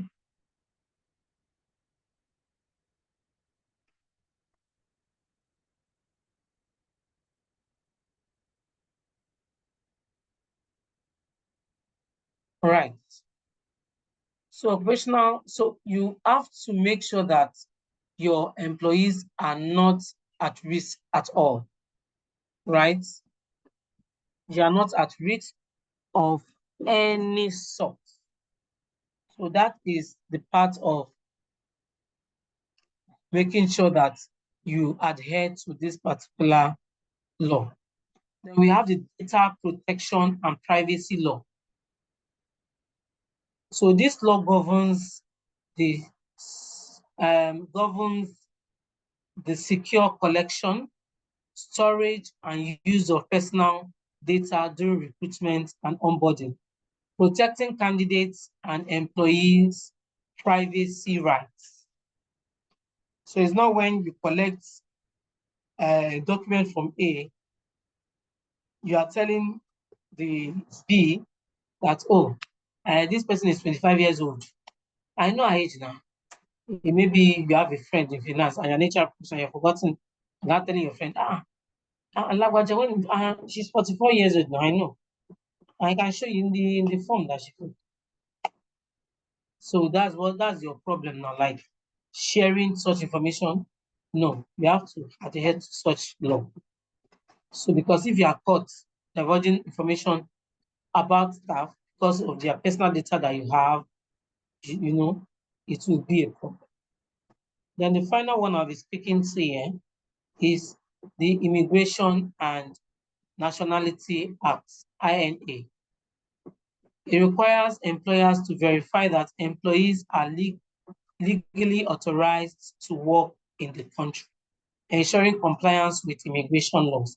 So this is particularly for our expatriates. So the Indians, the Lebanese, Chinese, the people that are not Nigerians, Nigerian nationals that work in our companies. So you as the HR need to ensure that they are legally authorized to work, right? So that is that for that. Do we have questions? So these are the basic laws that are governing recruitment, selection, and onboarding process. So we have a discussion. So right now on call, I have only Janet and Aisha, right? So this is a discussion for us. You can unmute. What challenges have you encountered or anticipated in recruitment and onboarding process? First, Janet and Aisha, are you currently working as an HR person? Yes, I work as a human resource person currently. Okay. Yes, so one of the biggest challenge I would say I've been facing so far, yes, is recruitment. And based on the lessons we had today, the only part of the recruitment process I think I have not explored is I think basically I've explored all of them, but I have a feedback when it comes to the use of technology. For example, LinkedIn and CareerJet. So I have been on the lookout for other social media platforms, or should I say recruitment platforms that I can utilize. But really, I'm not getting results that as I want. So I made reference to LinkedIn and which one did I mention? LinkedIn specifically because yes, I do a lot of coaching. I post on the LinkedIn platforms, but unfortunately, the platforms that even give me potential candidates is not LinkedIn that most people think have more serious-minded individuals and qualified candidates. So yes, employee referrals has worked for me. I'm always on the lookout of for maybe in-house. When I say in-house now, my HR managers pool for platforms that I can post out my job vacancies. Yes, so I just feel like sometimes these social media platforms are not really um giving the results you want, especially LinkedIn. I don't know if other okay, let me just mention the ones I've used. Maybe there's another one that I don't know of. I'm really on the lookout for that. I use Hot Nigerian Jobs. I use my job mag. I use what's this called? Yes, I use LinkedIn. I've used CareerJet, but the feedback was very poor.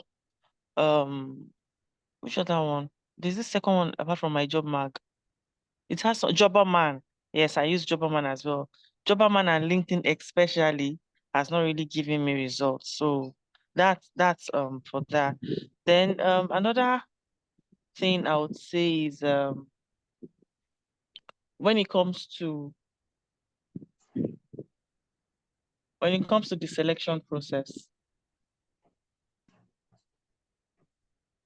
So for the selection process, like you mentioned, that we can advise management to we can offer advice, but sometimes the management board has their reasons why a particular candidate is not the right fit, and I'm caught in between what to do. So that's like another challenge I feel I face. Yes, thank you.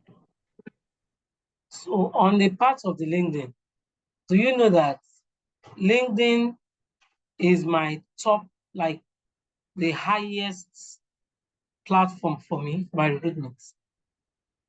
You know, you I mentioned um that. I can imagine. I thought myself sometimes like early this week, I thought myself maybe there's something I don't know how to do. Because I know that I've even used the paid option on LinkedIn, but the feedbacks were Wow. not so great. So I just told myself maybe there's something I'm not doing, or there's a feature that I'm not aware of that I'm not utilizing well. Okay, so you need to be more present on LinkedIn. You need to be more active on LinkedIn. So let me ask now, on your LinkedIn, how many followers do you have? I think I have over 100 followers. I have more of connection than followers. Okay. Connections also, we also see your posts, followers. So you need to build your followers. How do you build your followers? So not only because you mentioned that you poach, also you poach more, right? You do more for hunting. Don't Yes, I do more kind don't of.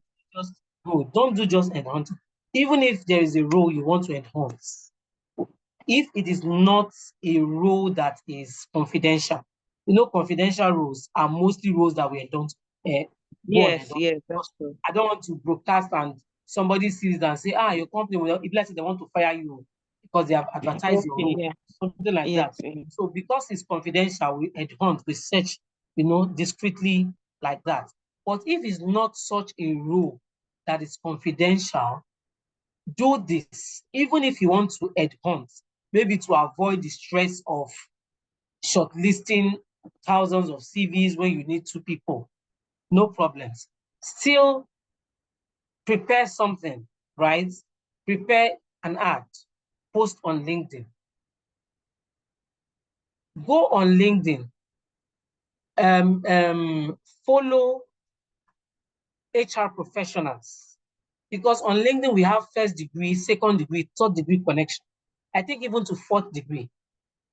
So follow HR professionals like you, and of course they'll follow back, normal, because even me, when I follow people, they follow back. When people follow me, I follow back, right? They'll follow back.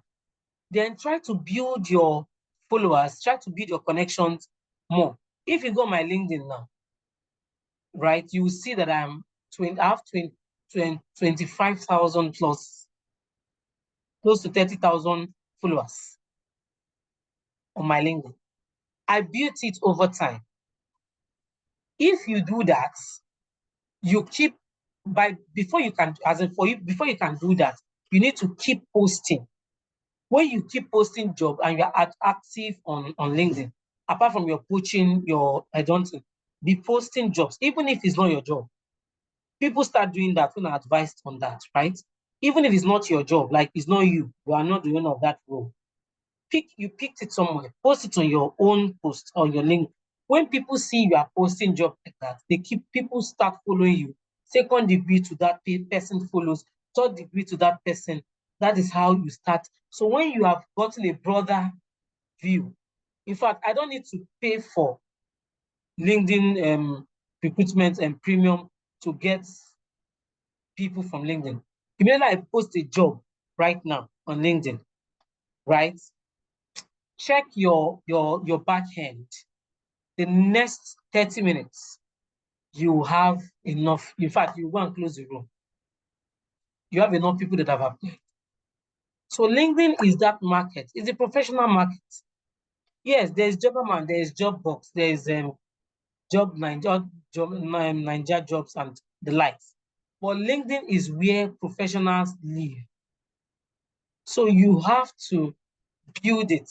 Your online presence will help you to build it. Continue to be present online. Sometimes you can even tell your company to pay for premium package for you. It can be a month premium package, it can be 2 months. Using that premium will also help you to attract top talents. Yes, you would attract top talent in the area you want and in the area you don't want. So immediately you have that premium package on, you can see other top big guys that are on premium, because without premium, you can't see them. That's another thing. So immediately you have that premium, you can see those people easily. And you connect with them, you follow them, they would even follow you. So people would follow you. Try this, just be posting jobs. You see, you get out followers. You get tired of following back, you get tired. People will start connecting with you, following you, connect because of the job you are posting. So you keep your LinkedIn. Then you also need to look at your LinkedIn structure, the way you structured your LinkedIn. You know, maybe you put a recruiter or so, what have you put, something like that. Is it catchy? Is it something catchy for people to like, oh, this is a recruiter or global recruiter or talent recruiter or talent manager, whatever, I need to connect with this person. So the more connections and followers, the better for you as a recruiter, at the end of the day. So that would help that challenge.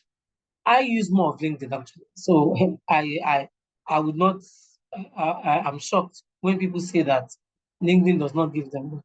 I use more of them. Even my C-suite roles, my junior roles. Okay. Is Juliet still with us? Yes, she is. Okay. So anything from Juliet? What are your challenges? Well, my own challenge is onboarding. Because where I currently work, they think it's as a result of this lesson I'm also learning from that induction is not onboarding. They think onboarding is nothing for one to put effort into like that. You you will get a new hire. I'll go ahead to schedule an induction plan. Before doing that, I would have checked with the relevant stakeholders, the departmental heads and cross-functional teams that are supposed to meet with them. The day they are meant to meet with the new hire, they'll come up with one story or the other, will drag, and the new hire will not be able to even get the relevant information he's supposed to get. So I'm just left with taking him through the company core values, vision and mission statements, like that. So I don't know. For me, I still feel onboarding process, it has a larger responsibility with top management. If they are not going to make it happen, I don't know what else to do to make it happen. So those are my own challenge. As for Okay. technology aspect, we only make use of LinkedIn. Although I'm not subscribed to the premium subscription, but with the number of connection, I guess I have and my boss, LinkedIn has been coming through steady. So that's that for the recruitment. Thank you. Okay. So let me help with the first challenge quickly. You talked about if the management, maybe the top guys are not willing to put in efforts for someone who has resumed. Yes, I understand that part. In fact, majority of the time, I literally fight my people as well. Like, these people needs to meet you guys, and so what can help you is to have an induction deck, right? Have an induction deck handy. What do I mean by induction deck? Induction deck is a PowerPoint presentation slide where each stakeholder's induction slides, their slides, like what you want them to tell that newbies coming in, is already documented on that slide. Let them take time, give them time to work with it. And you let them know, communicate to them that the reason why they are doing this slide is so that should in case they are not available, right, the new hire can sit and read up on it. In fact, you can even create a session of question and answer to see if the new hire really read up on those slides, as in those things that they need to know. Okay, so slide 1, company introduction. The company started in 2021, blah, blah, blah, blah, blah. Slide 2, values or mission, vision statement, blah, blah, blah. These are vision statements. Slide 3, finance. The head of finance is Nagbaja, right? From the head of finance deck, what would he be saying to this person? Okay, in finance, this is how we run. So you are in procurement, right? So procurement will feed into finance. This is how we would, our payment is every Tuesday. If you have to travel and we have to book tickets for you, I'm just saying, right? I'm just saying things. So finance is done. Supply chain deck. Supply chain manager is blah, blah, blah. This is how procurement helps the business to grow. They are in charge of blah, blah, blah, blah. In case you need this, this is what you do. In procurement, these are the steps you follow to procure things. You are done. The next slide, this. So if everybody, all the stakeholders have you consolidate, and make it one deck. That deck they have is not a waste. They would also use it to facilitate or to talk to the newbies when they have time to talk to them. In case they don't have time, and your company is your company is a bit large, right? Somebody else, maybe the assistant manager, maybe there's a procurement manager, is busy. Assistant manager can step in and do it. Maybe it's a meeting. We can't, meetings now, you can't rule it out. Somebody's resuming on a Monday morning and the manager is in a meeting. It's not an excuse, really.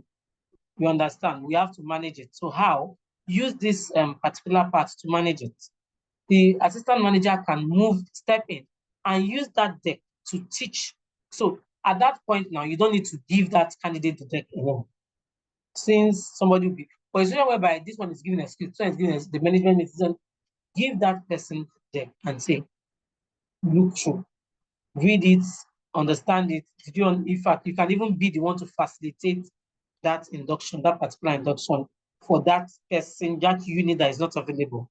Say finance is not available, but HR is available, supply chain is available to see the person, only finance. Then you give that person that finance part to say, okay, look through this. This is for the finance.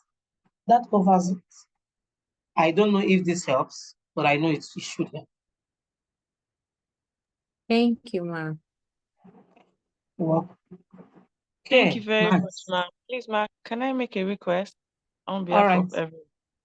Okay, I don't know. On behalf of me and Juliet, please, we would like to have, can we have your contact, maybe your preferred contact, maybe your contact to, Okay, we I won't can disturb send you, it. but I can please share your I can contact with I us. can send it to you. Yeah, I can share with you on All the right, chat. thank I'll you very send to you much. on WhatsApp. Yeah.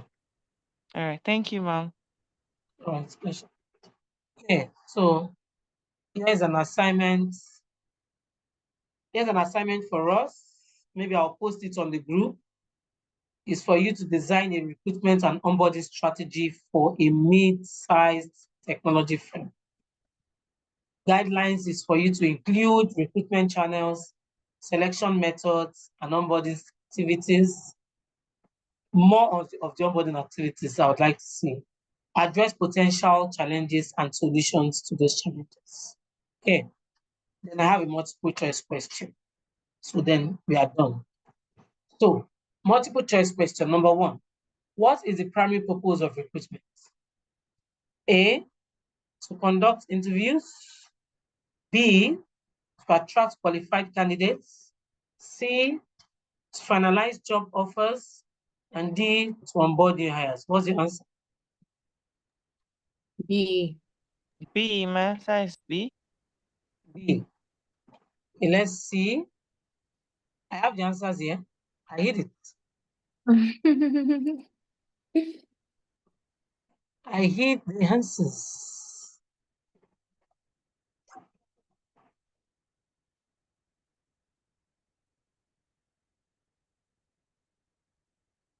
So you are right, right?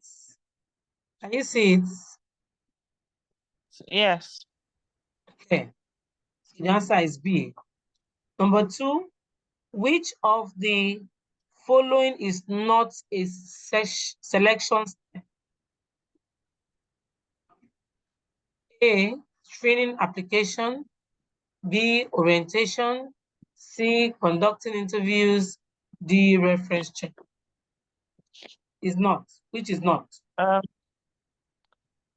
Orientation is not selection step. Yes, orientation is not. You are correct. Then the last one, what is the first phase of onboarding? Orientation, training, pre-onboarding, and ongoing engagement. Pre-onboarding. Yes, you're right. You're right. Okay, nice. So in summary,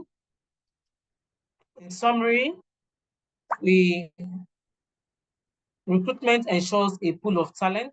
So not just because you need a talent, like I said, but because you want a pool readily available where you can dip your hands and pick when you need, right?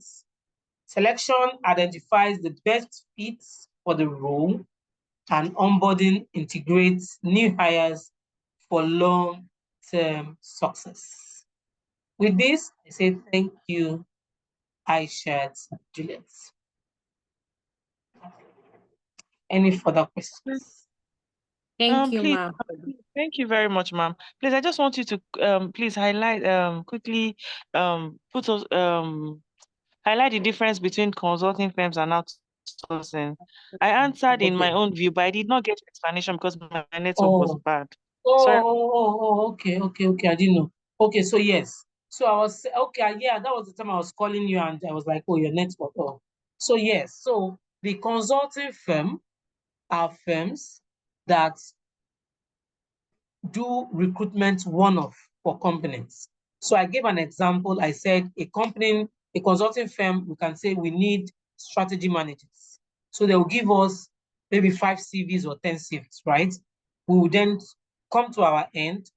That's the end. Once they've given us those CVs, they sit and continue their job somewhere else.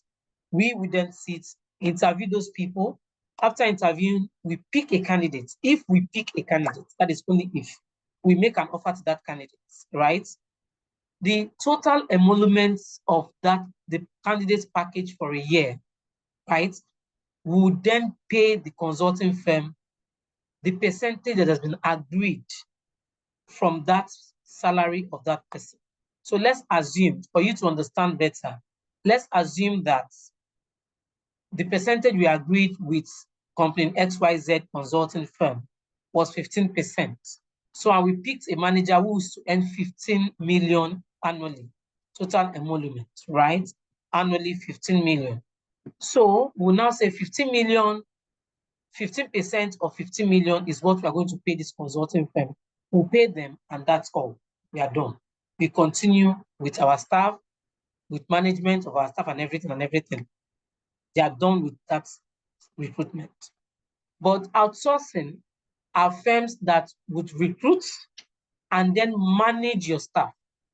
So I gave an example. We need salespeople. I need 10 salespeople, right, in my company, but I don't want to be the one to manage salespeople. Their problems are too much. Or I need 20 drivers, right, truck drivers, and I don't want to manage them.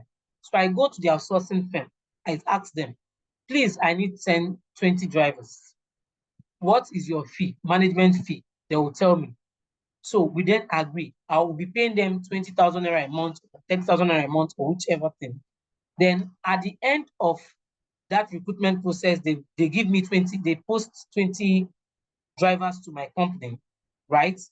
I would not have anything to do with them in terms of HMO, in terms of salary. I don't pay their salary.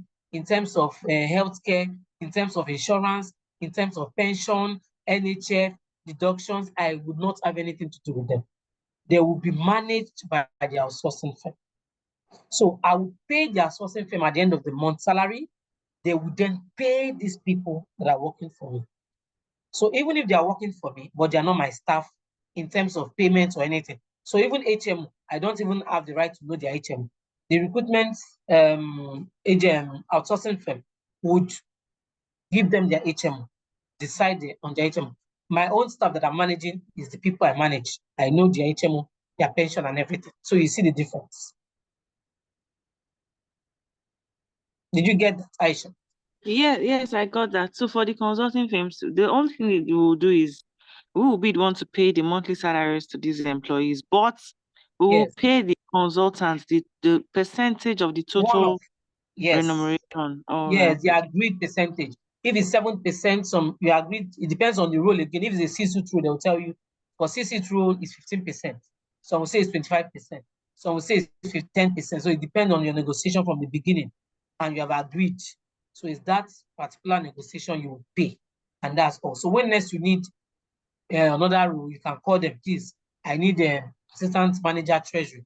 They'll give you CVs again. They're off. So, but if I'm done with those CVs and I didn't see anybody, maybe I didn't recruit anybody, I'll tell them, I didn't recruit anybody from your pool. Oh, I need more CVs. They didn't make it. Maybe they didn't do well or something.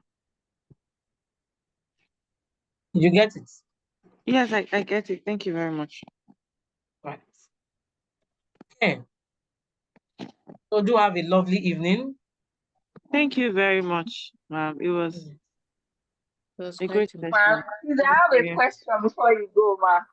All right. Yes, you were saying HCS. What's the name? You said applicant tracking system. Is it like a software? Yes, it's a software. Oh, Applicant okay. tracking system. So it's a software. The software helps you to shortlist CVs, to yank off CVs that do not align with the job description. For example, you say you want an HR officer. People are weird.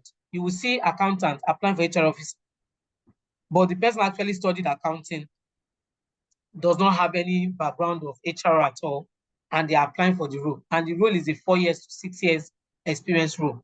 of course, instead of you to waste your time checking through these CVs, because you have the ATS, it's easy for the ATS to just help you to say all the CVs are not qualified for this role at all. These are the CVs you should look at. You get. It helps you to screen off CVs.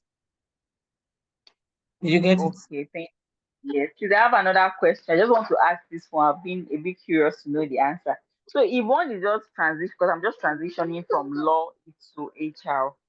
So if I want to start a role in HR, where will I be starting from? Is it intern or assistant? If you want to start a role, Yes. So I'm a lawyer, but I want to transition into HR. I'm already in the process. I'll be taking my CIPM and all that. But I want to get a role, like a job in HR. So I want to know what role will I apply for? Is it like an intern or an okay, it assistant? depends on your experience. So in Okay. law, have you worked before, like not HR, have you worked before now? Yes. I'm 9 years at the bar. Nine How years many as a years? lawyer. Oh, 9 years. so you are grown, you are big. Okay, Yeah. so at your level, you cannot apply for an intern. So look out Okay. for applying for a management trainee program on HR level. When you are chosen or when you are invited for interview, make it clear that you want that program in HR, because management trainees mostly they'll tell you the area, maybe finance, management training, HR, management training. So look out for management training HR. Then you can also apply for recruitment officer role, HR officer role. Yes, you can apply for them. So when applying for HR roles or any role, apply for what you know and what you can do, what you have done and what you can do, right? You get the can do part. So maybe you have understood recruitment, how it works, the steps to recruitment and all that. You see that it's something you can do, right? You can speak to it. So you can apply to a role on recruitment officer. You can also say, okay, right now I want to float. I want to help people. You can bring out yourself to say, I'm willing to help because I want to learn. I'm willing to help. As a result, I would like to work for free, or maybe what do they call them now? Freelance. It's not like you will be on the office, going to the office. Freelance. I want to do freelance recruitment for someone. I'm interested in doing it. I want to sacrifice. So when there are recruitments, you use that to practice recruitment. So you start doing it, sourcing for CV, sending to that person, for example.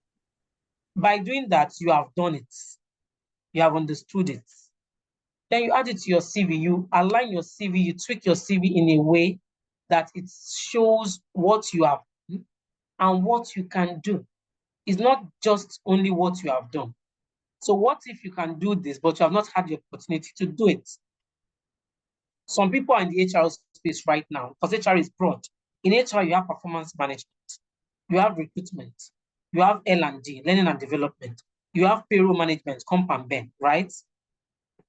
Some people know comp and ben well, they don't recruitment well, they've not dived into L&D, and they've not really understood performance management. So, but we then now say, because of that, I don't know if I can do it. I can't apply for HR manager because to encompass everything. No, apply. So start in the department, in the HR. Some people are doing the area you don't know as an HR person. Look into that area you don't know and learn it. Once you have learned it, even if you are not doing it, for the fact that you have learned, you know it, you can do it, it's easy for you to dive in, add it to your CV, structure it in a way that it shows that you can do it, right? You can do this recruitment, you can do this and that and that. Then you eventually get roles in that aspect, right? Okay. Thank you very much. Yeah, you're welcome. Okay, are we done? No more questions, right? Yes. Okay, so have a lovely evening.